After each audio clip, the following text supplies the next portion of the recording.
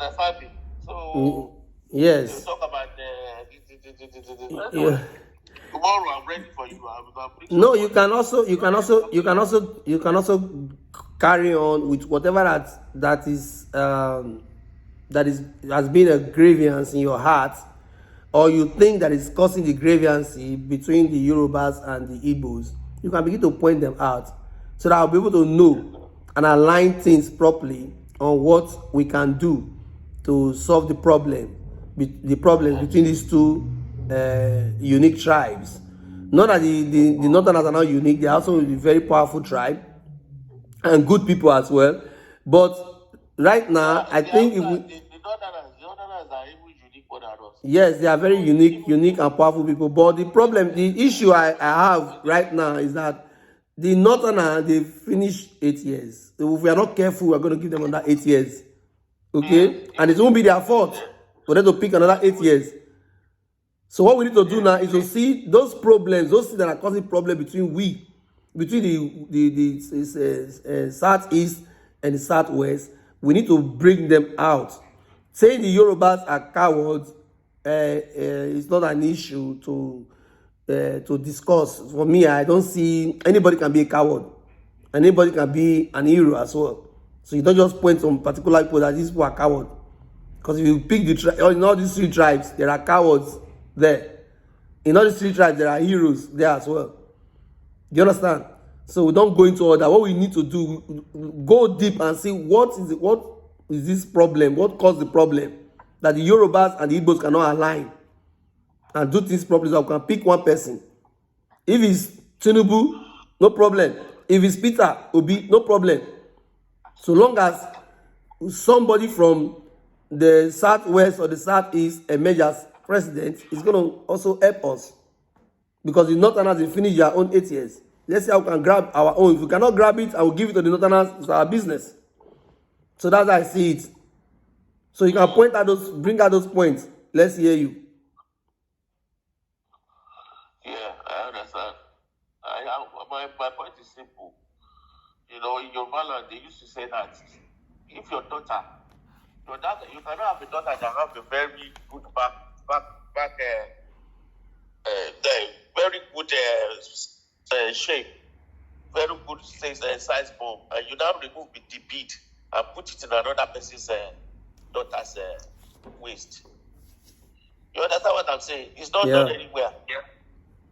You understand? Because if we do that now, it's going to affect you.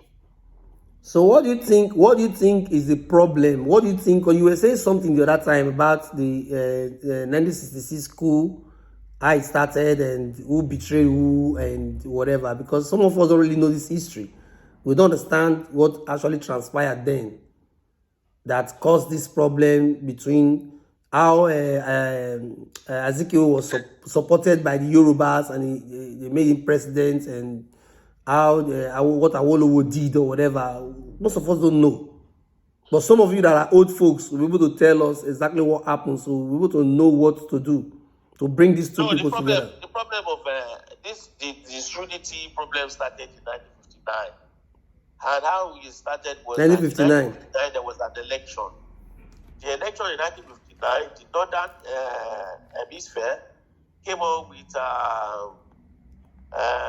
273 or something, which wasn't enough. And 80, which was the party from the West, came with 79.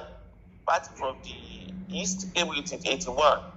This party was being run by the Light of Azikiwe. The West was being run by Light of Awolowo and Chief Akin Samuel Aladoke Akintola.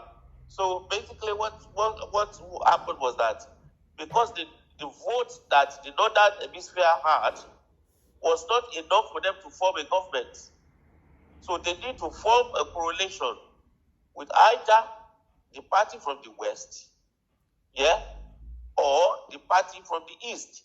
So there was a kind of like a meeting between Obafemi Awolowo, which was the head of the party from the West, and Chief Nnamdi Azikiwe, which was the head of the party from the East, that they should form a coalition themselves. If they can form a coalition without giving their votes to the northern hemisphere, then the northern hemisphere will not be able to form a government. That means there will be a rerun of election. And during that rerun of election, they will be able to retain the power between the Yorubas and the Igbos. But, to the surprise of the Yoruba, Nnamdi Azikiwe decided to give his vote to the northern hemisphere. And that's where the problem of Nigeria started up to today. So that is where Nnamdi Azikiwe became the first president of Nigeria, and they make Ahmadu Bello to become the prime minister of Nigeria. Knowing very well that we are practicing cabinet system of government, which is called the parliamentary system of government today, where the prime minister is more powerful than the president. While Nnamdi Azikiwe is sitting down in Lagos, sitting down in Nigeria, minding the business of Nigeria, Tafawa Balewa was busy traveling all over the country, kind of like doing business, getting business that is going to benefit the northern hemisphere. That is how, things were run behind Nnamdi Azikiwe. And that was the same reason why Tinubu today, has decided to indirectly take the Yoruba party, to mix it up with the northern party, to form an alliance, which was the repeated issue of what happened in 1959. Mm-hmm. So my argument is that we have both wronged each other, both Igbos and Yorubas. I think they should come on the table. They should come to the table and solve their problem. Rather than going on the internet, the Igbos will be calling Yoruba a saboteur, they will be calling them a coward, all this kind. If you call somebody a coward, you call him a saboteur, how do you expect that person to come to the table to set things? Knowing very well that this man that you are talking about, that you are calling a coward, is not just somebody, it's an educated elite would believe that there are so many ways in winning a war. You don't have to fight physically. There are economic war. There is a war that you can win by different kind of strategies. We fight strategic war these days. We don't fight war face to face. How can you even fight a war when you have not tested the power of the opponent that you are going to fight with? If you test the power of your opponent and you find out the power of the opponent that you are going to fight with is more than your power, then you will relinquish and then go back and recruit and re-strategize to see how you are going to win that war. That does not make you a coward. It has happened between the warlord of the French, which is Admiral Napoleon, and the warlord of the British warlord, which is called Admiral Nelson. When they had a war when they won the war in France, and the warlord of Nelson was defeated by Napoleon. You understand me? Nelson came to England. He started replanning. Why Napoleon did not know that Nelson was replanning? Napoleon came all the way to France to Waterloo to come and take over England. He was defeated by Nelson. That is just a simple way of saying that if you are not ready to do something, you can't just jump and say you want to fight. But how long would that take for the southwest and the southeast to understand this whatever you've analyzed now, how to come together, able to solve this problem? How long would that take? Because they're taking too long. They had this problem long time ago. They had this problem long time ago. It doesn't matter how long it took us. If we don't solve the problem, we cannot go forward. So how do we solve the problem? How do we solve the problem? We have to solve the problem. We have to talk to the right people. We have to start addressing each other rightly, addressing each other with integrity, not talking to each other like, oh, this man is the Yorubas are this one, Yorubas, calling people certain names. Things cannot be sorted that way. But let me tell you something. If you want to solve a problem, for example, you, now as you're saying, it is good to solve problems, right? Now, there are many times when issues will happen in Nigeria where the Yorubas the kind of, or let me just say the Yorubas, the Southwest, they kind of show this hatred towards the Southeast. There is no, you are wrong that way, sir. Let me come now. Let me come. Allow me, please. In Lagos, the other time, the other time, that thing that was last year or 2 years ago, a lot of Igbos were killed. Where? When? There was this riot. Here they said they went to one area in Lagos and they destroyed a lot of things. And Lagos, Igbos, the shop, the Igbos. Wait, that was the time they entered what's it called again? Oh, I'm trying to get this thing. I can't really remember. Now I will go and do my research, brother, and I'll bring those things out. I'm going to advise you to get your facts right. Yes, that's what I'm saying. I'll go and do research and get them out. Okay. There is something that now this thing has been a problem in Nigeria, where both areas, the southeast are not, they are not. Wait now. You will not allow me talk. Allow me, please. I gave you time to like pour out certain things. The Southeast are not out of this thing I'm telling you now. They also do their own. These killings of this tribe, killing this tribe, that thing has been a problem in Nigeria. Okay? And any of these regions that are wise can use this thing as a weapon against these two regions. And I think that's what is happening. And that's why the other region has edge over those other two regions. Because this hatred is so clear. And I don't know how they are going to come to the table, to the round table, and trash this out and be able to solve it. So that we stop this hatred. Because me, I for one, I will not stand where somebody will call it the Yorubas coward. I will not take it from anybody. Also, I will not stand where you call the Igbos thieves, or you call them Enyamiri or any sort of name. I will not take it from anybody. I see Hausa as a Nigerian. I see Igbo as a Nigerian. I see Yoruba as a Nigerian. I see other small tribes in Nigeria as Nigerians. That's me. I don't know about other people. Until all of us, have them. Even if you insult my own tribe is a minority tribe. But if you insult my tribe, it's not my business.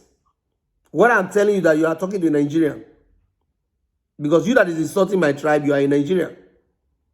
So we need to understand this thing. That's the only way we can come to the round table and discuss where we can get this understanding. If not, there's no way it will work. Can I come in, sir? Yes. Okay.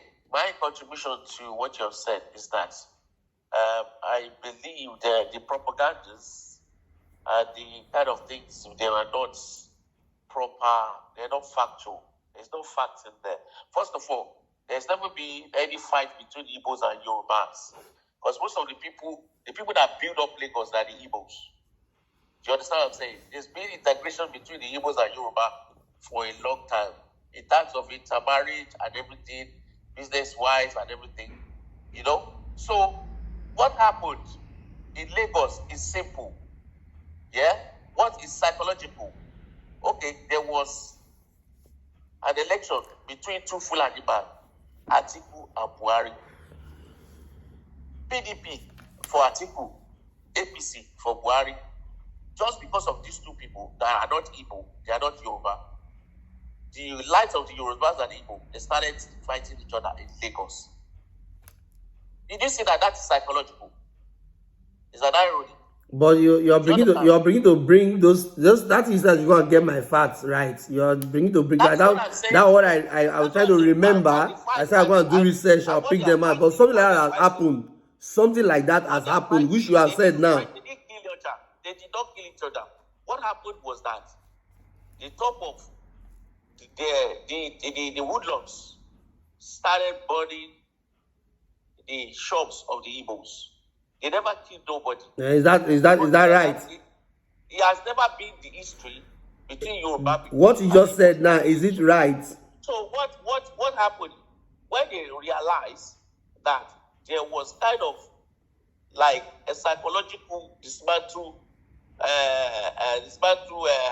system or mechanism that has been thrown in between the Igbos and Yoruba. They stopped it and they called themselves to order.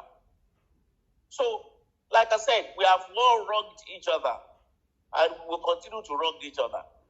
But what is going to end this thing is to stop calling each other names and come together as one. Yeah, I agree with you on that. And then integrate in terms of politics, in terms of anything. Let the because if you look at the APC in Lagos, there are huge numbers of Igbo people in APC. You understand me? Just like the other. So one of the things that we can use to integrate each other is to form each other, to join each other's party. And then from there, we'll be able to move on. Because divided will fall. You understand me? United we stand. United we stand. Yeah. So basically, if we keep standing dividedly, we cannot move forward. Do you understand me? So okay. Now I've never seen. I've been able to get your point to a large extent. Now I want to ask you one last question before I let you go. Between these three aspirants at the moment, who do you think is the right man for the job? Okay, the right man for the job is Peter Obi. Yeah? Peter Obi. Which is young, is vibrant, is everything. But the question still remains, would they allow Peter Obi to be the president of Nigeria? So if that is no, if there's any discrepancy that Peter Obi is not going to be there, that means we cannot let that power go back to the north. Then it has to go to Tinubu. It will be better for us to reserve Tinubu, and then let us have Tinubu president, Igbo, what's it called? Tinubu president, Igbo vice president, or Igbo but Tinubu is coming out with a Muslim ticket. The vice will be an Igbo man as a Muslim. Even though at Muslim ticket, Igbo man will still be the Senate president if they want to succeed. Anyway, that would be difficult, so to speak. But what you said also makes sense. Okay. Now, from what you just explained now, I think Tinubu might use that as an advantage to like get himself to power. It's very simple. What he would do is to try to bring some kind of strategy that will break Peter Obi. No, so at the end of the day, we have no choice that to go for him. They not vote for each other. It doesn't mean that if Tinubu is dead, they might vote for him. They vote each other. The only way by which Tinubu can enter is to get another Muslim person that did not want it. They will be able to look as who is going to succeed him. If you know what I'm saying.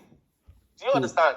Otherwise, they might just turn around and vote for Atiku. So, whatever decision is being made in APC, it's not that the APC are stupid. You understand me? Yeah. We're just looking at that. We are looking at Muslim Christians. What about if they do something that is going to make their party lose the election? Are you going to cry for them? Are they going to cry for themselves? So that is the thing now. Anyway, thank you very much for your response so far. I'll bring you on to the program another time. But for now, I have to let you go. Okay? Thank you. It's nice talking to you. Thank you. All right. My pleasure. It's bye-bye from us here. All right. Yes. Thank you all so much for hooking up with Danny Fizz TV. This is Danny Fizz show. And today, we try to go into politics a little bit. Something just came up and a lot of people are asking questions. And became a cause for concern for me because We are all young people and we want to see Nigeria succeed. I've been crying about our youths are not getting it right. We need to develop this, we need to develop that. Even me, I need to put on the table what I need to develop, well, what I've developed so far as well, so that we can begin to build a better Africa, a better Nigeria. And my friend is a friend. Decide to like come in to like explain some certain things so we can have this unity. It should be this oneness. I'm not discriminating or taking the northern region out of it. Even if they become the president, doesn't matter. Just that because they've gotten 8 years, and if you're to be southerner that was that's the president now, the northern will not want to take that 8 years. So we want to take our own 8 years as well, our own 4 years, But right now, I think the thing is very, very dicey. We don't know where the ball is going to at the moment. We have Peter Obi there, we have Tinubu, and we have Atiku. Okay? Now, some time ago, I think the last election, Atiku was my man. I supported him. And now I really don't know where to face. But I think for me, Peter Obi is the man for the job. If I reason the three of them, I just see Peter Obi being able to pick Nigeria. The bottom that Tinubu is bad. Tinubu will also make a better Nigeria, but because at least Peter Obi is young and he has so much. From I've listened to him, he has so much. But if you look at Tinubu's pedigree, the man has done something too. So maybe he will be able to be a better president. But all fingers crossed. Let's see what comes up. It could also be Atiku. Atiku is also a good leader. Atiku can also build Nigeria. It all depends. Okay, I'm not condemning any of them. All of them are nice, but for some people, they have their choice. And I think for me, Atiku, Peter Obi is the man for the job. But anyone that goes in there, we are all Nigerians who take it by faith and let Nigeria grow. All right, I will leave you all here today. Until I come your way next time, this is Danny Fist TV. My name remains Danny E, and I'm popularly known as All Smiles. Share, like, make comments, go to the comment section, say what you understand about Nigeria politics, about Nigeria history, what we've been doing all this while to this time. Say them there, we'll discuss it as a family and know what we need to do to move forward. Subscribe.